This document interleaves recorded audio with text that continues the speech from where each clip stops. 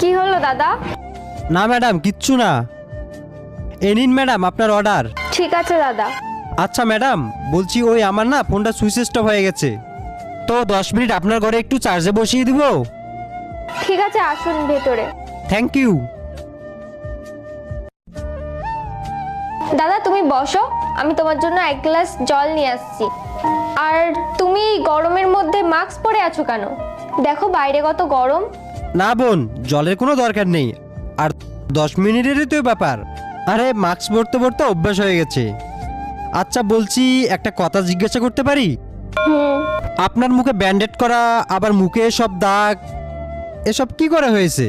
এই দুইটা ছবির ভেতর থেকে যে কোনো একটা ছবিকে ভালোবেসে থাকলে ভিডিওটিতে লাইক করে চ্যানেলটিকে সাবস্ক্রাইব করে দাও। আর যদি না করো তাহলে আমি বুঝবো তোমরা ছবি দুটাকে ভালোই বাসো না। আর কমেন্টে লিখে যাও আমিন। দাদা নিজেরই কিছু ভুল ছিল, এই জন্য আজ পর্যন্ত এখনো